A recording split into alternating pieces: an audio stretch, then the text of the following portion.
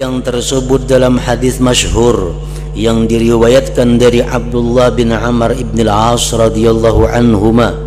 Beliau berkata, suatu ketika kami para sahabat sedang duduk di sekitar Rasulullah sallallahu alaihi wasallam membicarakan fitnah.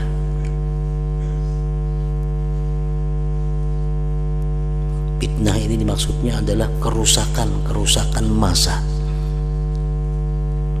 di mana orang sulit untuk menghindar daripada maksiat. Itu fitnah artinya. Kita di sini mengerti fitnah itu mah ada ke memfitnah aku jar, padahal kadang macam itu maksudnya. Fitnah itu adalah satu kemaksiatan yang kita sulit menghindarinya. Itu masa fitnah ngarannya.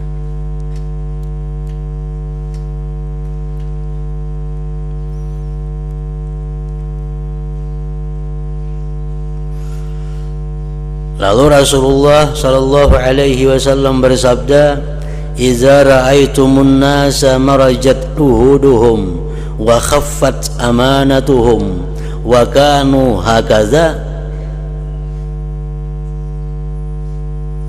Ini beliau menerangkan masa di mana masa itu seperti ini.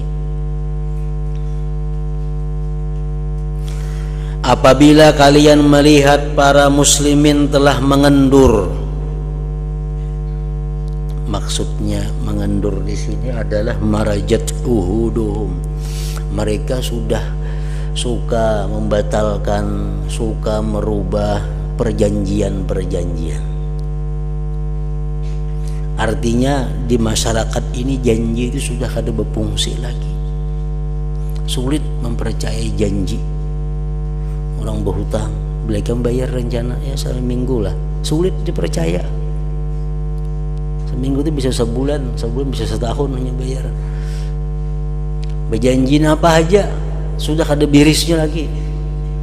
Janji mau upah berapa hari ngitung, 3 hari 3 bulan hanya tuntung. Orang sudah, manusianya sudah kendur, artinya lawan janji itu dianggap enteng, dianggap remeh. Nah, bila kalian para muslimin sudah hidup di masa itu, janji sudah kada ada masalah lagi, sudah kada ada beban dengan janji itu.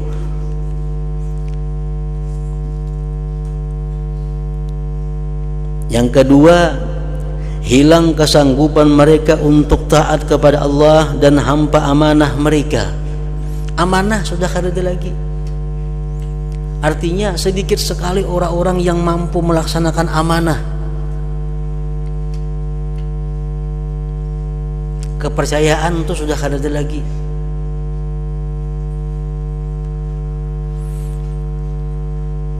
Misalnya kita di kampung, di masyarakat. Di masyarakat ini kita kenal semua orang-orangnya, patuh, baik. Tapi kita hendak misalnya ke mana menitipkan duit ini, nah, kita sulit mencari orang yang kita anggap amanah. Dititipkan ke sini duit, asa kada tapi aman. Dititipkan ke sebuah sana, asa kada percaya hati. Dititipkan, kesulitan kita menitipkan duit ini. Kenapa? Karena orang-orang sekampungan ini sudah sulit dilihat kebenaran amanahnya.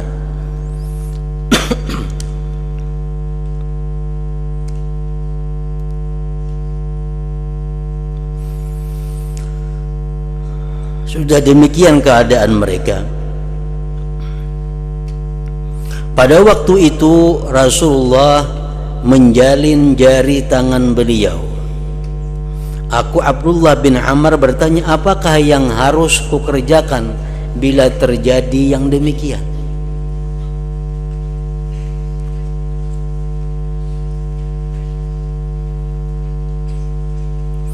Semoga Allah menjadikan diriku sebagai tebusan untukmu, wahai Rasulullah.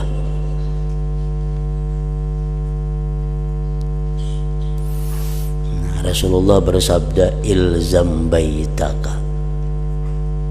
Kalau sudah hidup di masa nangka itu, ujar Nabi kita, ilzam baitaka wa amlik alaika lisanaka wa khudh ma ta'rifu wa da' ma tunkiru wa 'alaika bi amril khassah wa da' anka amral 'ammah.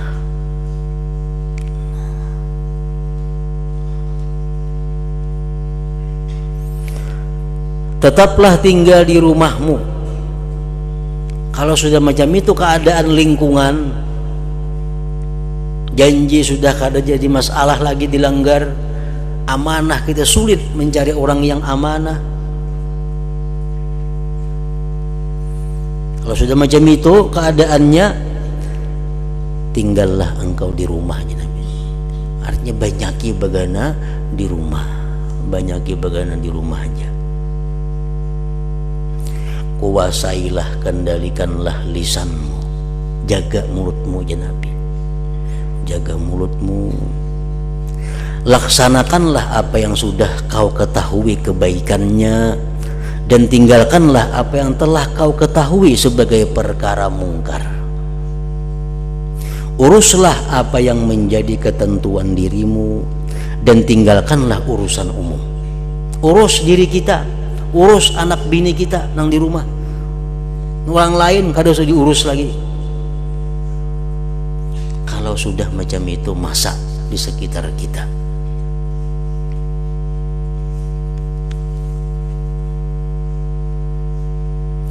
Dalam hadis lain diterangkan bahwa Nabi Muhammad SAW bersabda, zaman fitnah ialah hari-hari pertikaian.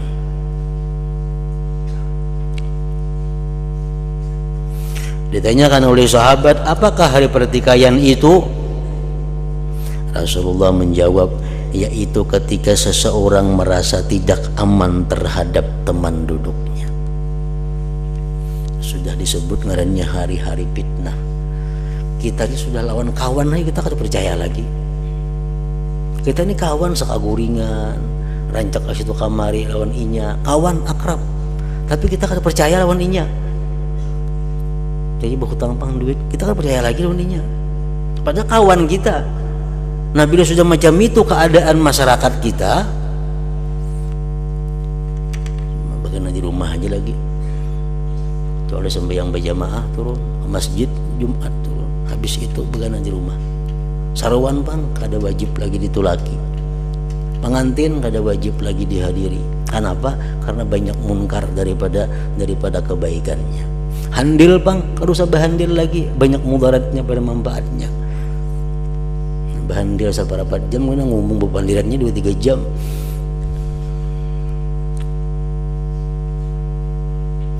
Nah kalau sudah macam itu masaknya, ini Nabi mengajarkan demikian. Ibnu Mas'ud menuturkan dalam hadis lain yang diriwayatkan oleh Al-Harits bin Umairah bahwa Nabi Muhammad sallallahu alaihi wasallam pernah bersabda kepada Nabi Muhammad pernah bersabda kepada beliau, pada Ibnu Mas'ud. Ujar Nabi lawan Ibnu Mas'ud, "Iyudfa an umrika fasayati alaika zamanun katsirun khutaba'uhu qalilun ulama'uhu katsirun su'aluhu qalilun mu'tuhu al-hawa fihi qa'idul ilm." Artinya, wahai Ibnu Mas'ud, ujar Nabi, jika engkau dikaruniai umur panjang, maka selagi akan datang padamu suatu masa yang pada masa itu banyak juru khutbahnya, sedikit ulamanya. Banyak nang ahli-ahli pidato, banyak nang jadi khatib. 3 bulan nggak sampai giliran jadi khatib, sing banyak kan nang jadi khatib. Tapi nang alim khatib sedikit aja nang alim. Bang dia tiga ikong nang bujur-bujur menguasai dalam ilmu agama. Bila bisa berpidato, harat berpidato, bisa membaca kitab Melayu, diangkat jadi khatib. Jadi sebuah masjid 30 khatibnya, 20 khatibnya. Pada zaman Nabi saya kong aja khatib Nabi itu bang seumuran dah. Karena sini paling alim. Khatibnya mesti yang paling alim. Di berapa siapa yang paling alim manusia, itulah mesti jadi khatib. Nomor dua paling alimnya siapa? Bukan yang harat bepidatunya itu. Nah, di akhir zaman kayaknya kada penting alim, yang penting harat bepidato. Bila harat bepidato jadi khatib, alim gak kada, kata gumpal khutbahnya sah kada tahu lagi.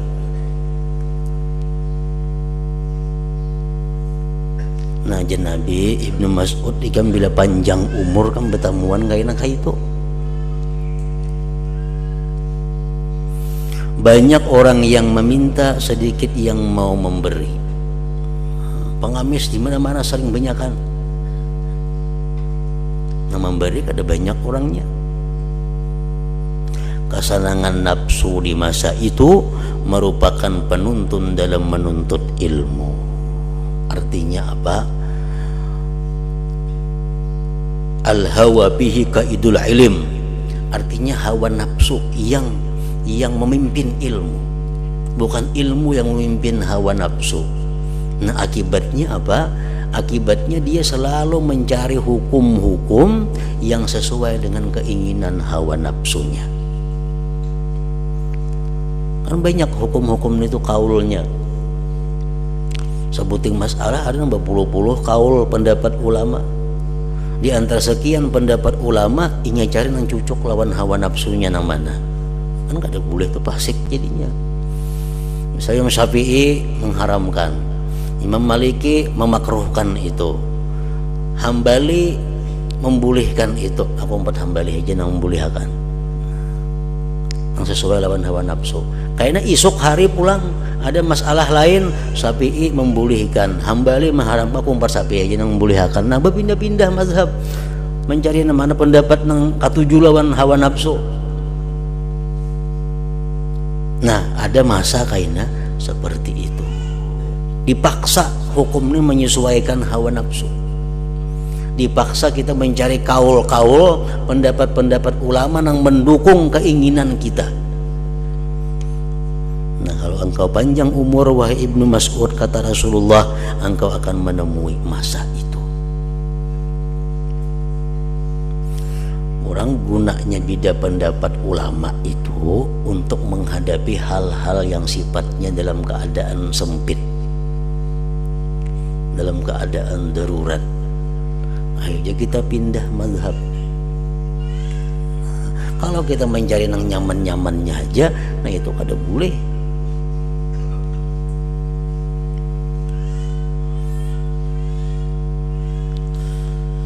Al-Haris bertanya, kapankah kejadian demikian itu ya Rasulullah? Apabila wahai Rasul terjadinya masa kayak itu, masa yang banyak orang berpidato hara-harat nang alim sedikit, banyak orang minta-minta nang memberi sedikit, ilmu-ilmu digunakan untuk menunjang keinginan hawa nafsu. Apabila itu masanya, Rasulullah SAW bersabda, iza umitatis salah wa qubilatir risha wa yuba'uddin bi'aradin yasir minad dunya pannaja annaja waihak thumman naja. Nah, waktunya itu ujar Nabi, nanti apabila jamaah salat dimatikan, jarang orang mau salat berjamaah. Artinya sembahyang berjamaah itu sudah mati. Orang ketemu lagi sembahyang berjamaah.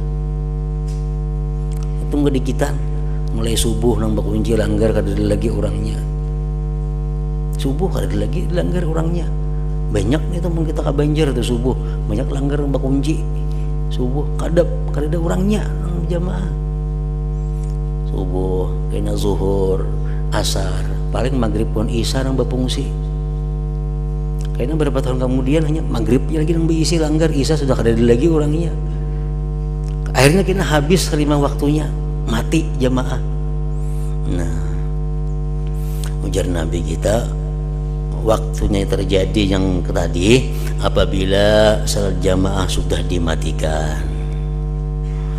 Yang kedua, uang suguk diterima. Uang suguk diterima. Yang ketiga, agama dijual dengan harga murah dari harta dunia. Agama dijual, artinya kayak apa? Ada keuntungan 1 juta, tapi hukumnya haram, biar haram, berarti 1 juta untung. Nah itu agama dijual ngarannya dengan harga yang murah.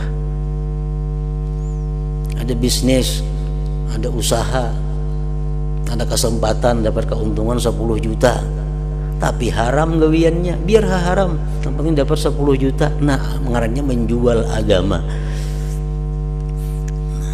Nanti kalau sudah demikian masanya, kata Rasulullah, maka carilah keselamatan. Cari keselamatan, menghindarlah. Cari keselamatan, carilah keselamatan. Kasihan kau, carilah keselamatan, yakni keselamatan agama. Nah artinya di masa seperti itu kita sudah dituntut untuk menjauhkan diri daripada pergaulan masyarakat.